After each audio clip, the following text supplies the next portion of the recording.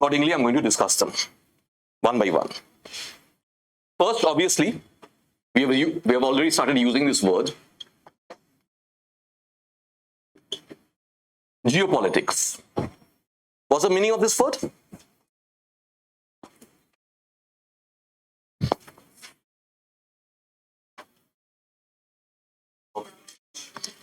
Okay, let's write it down. Political advantages or disadvantages. Political advantages or disadvantages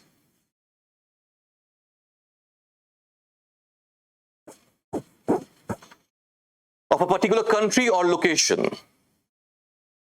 Of a particular country or location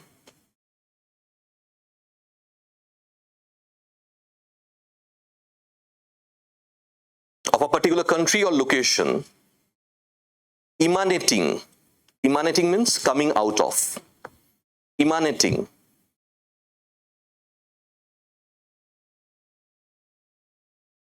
from the geographic location of the place, from the geographic location of the place.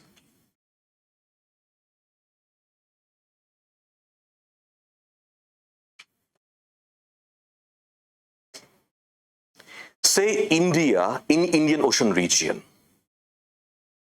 If I look at the Indian Ocean region, what do I see?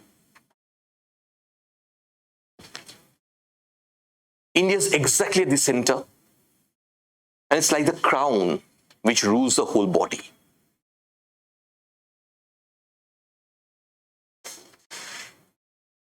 In 2004-05, when we started our preparation, we used to face the challenge or the question that can Indian Ocean be India's ocean?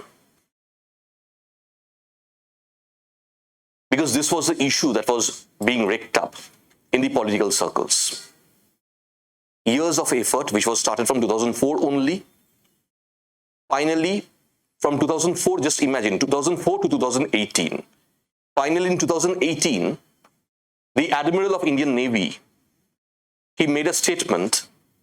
I'm not quoting him here right now, just mentioning it, which helped us understand that cycle has ended. Today, Indian Ocean is properly India's ocean. You do whatever you want to do, India will come to know. Just imagine, from 2008 2004 a process started. 2018 the process ended. 14 years. Please don't tell me about governments. Governments change, policies remain the same. The same policy which was started as RSBY, Rashtriya Swasthya Bima Yojana, subsequently became Ayushman Bharat. The name maybe got changed, but the policy remained the same. Clear? So don't tell me about the names or whose government it was. Policies don't change so easily. Clear? Let's move forward. Now, when I talk about geopolitics, within geopolitics, there are two nuances of geopolitics.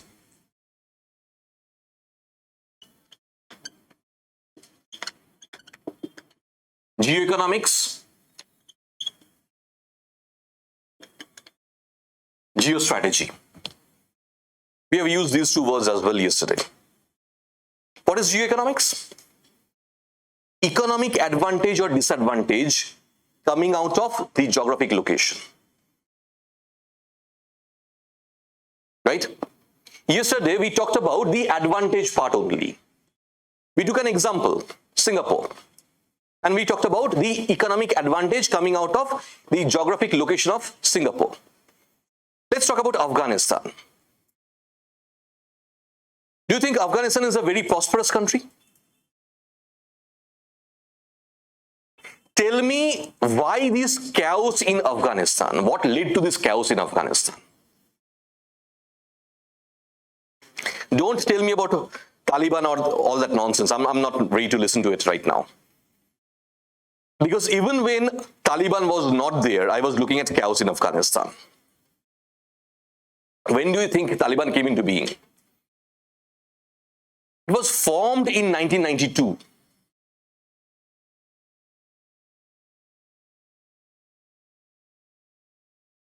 In the beginning, Taliban was typically those hafta vasuli guys. You understand what hafta vasuli is? No? Okay. Those local goons who collect money from the local vendors, that kind of a organization Taliban was. Local level mafia.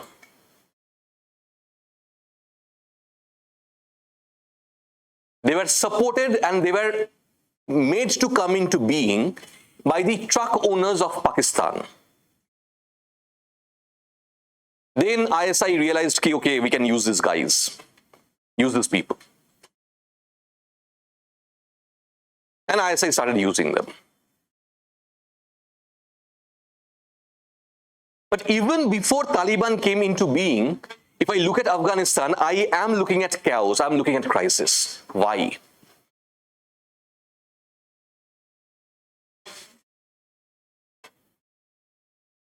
A unique example. See, till today in our academics, we have been studying the subjects singularly. Those among you who studied economics, you studied economics only. Those among you who studied political science, you studied political science only. The world does not move on like that. Things are multidisciplinary. I'm going to make a statement which will help us understand. Poverty is a very big curse on humanity. I'm looking at economy, I'm looking at society, I'm looking at politics, everything together. Look at the geographic location of Afghanistan, a complete landlocked country. Now, where is the sea coast in Afghanistan? Sea coast in Afghanistan? What is that?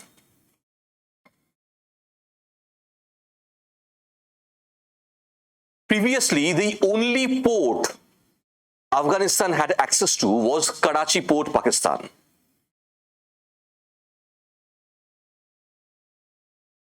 Pakistan itself, the Pakistanis, they have a great sense of business, doing business, right? That's how the condition you're looking at in Pakistan right now. Anyway, result, they used to charge heavy tax on the Afghans, on Afghan trade. So though the port was there, accessible, practically there was no business. Without business, without export or import, how is the economy of the country going to grow?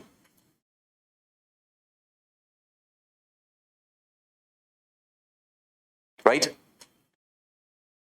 Along with that, also look at the geographic aspect of Afghanistan. Tell me about the nature of the topography. I'm looking at mountains. A mountainous country with small patches of plain land. Some of the patches on the eastern side and the western side, they still have access to water. There are two rivers in Afghanistan. The largest river is called Kabul River, the river beside which the city of Kabul is situated. Okay? So now tell me about agriculture. And then tell me about availability of food.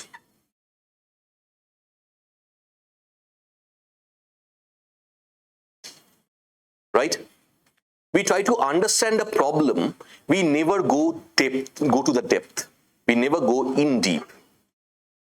Do that. Now tell me all these geographic disadvantages. Number one, lack of coastline leading to lack of business opportunity. Lack of rivers and access to fresh water leading to lack of agricultural prosperity. Lack of availability of plain land. Again, another causing factor because of which lack of agricultural prosperity. Now tell me what's going to happen to the people. Poverty is bound to be there. Right? Now forget about Afghanistan. Look at your family. Just think when you were young. Say you were in class 3, 4, 5. You have seen your father. That man could have had given his right arm just to feed you. No? So is the condition of any person. In a few years' time, that's going to be the condition of you. You'll be able to, or you'll be very much ready to give away your own right arm to feed your family. So think of an Afghan person. He has to feed his family. What is he or she supposed to do? Especially he. Given the nature of the society, he. What is he supposed to do? He'll grab any opportunity available to him. Even if it means that he's going to die. Do you think most of these terrorists, they get into terrorism or all these things because of any religious doctrine or anything of that sort? No religion supports terrorism. Show me one religion which in its purest form supports terrorism. In distorted form, every religion supports terrorism, but that's distortion.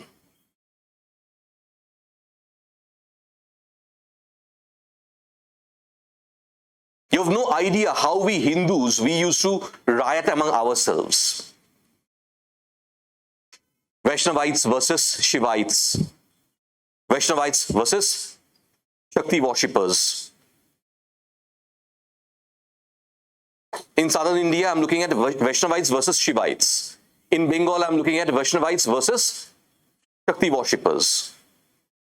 You have no idea what kind of riots and what kind of killing used to take place.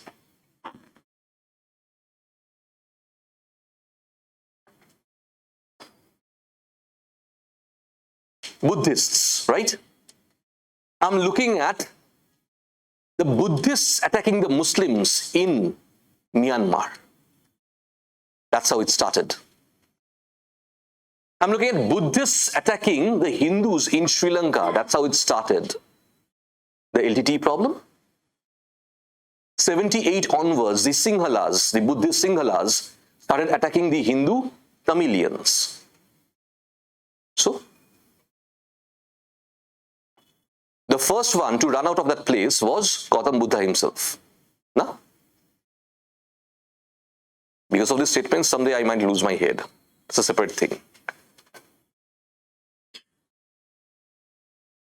So in distorted form, in every religion, I can see promotion of terrorism. Don't tell me that this religion promotes terrorism or that religion promotes terrorism. In distorted form, in every religion, I see some idiots promoting terrorism. But in its purest form, right? No religion supports terrorism. So I'm coming back to my original question.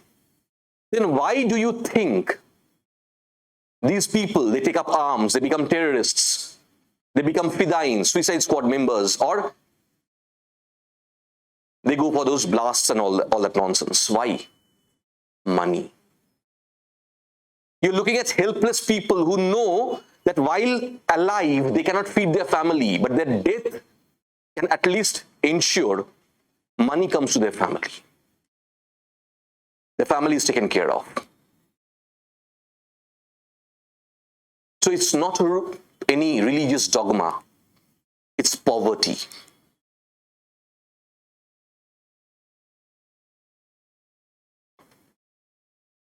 Today, though I'm on camera, should not be doing this, but still, say someone gives you an offer. Okay, chalo, you want money? Why you want to get into a service? For money and all, right? So someone gives you an offer, okay, let's go and loot that bank. You'll get money.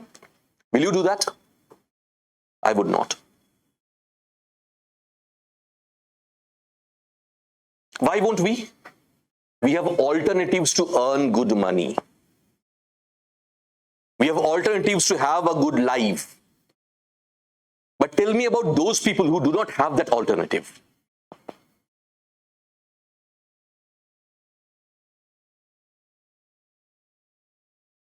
Lack of education, lack of skilling, lack of any opportunity.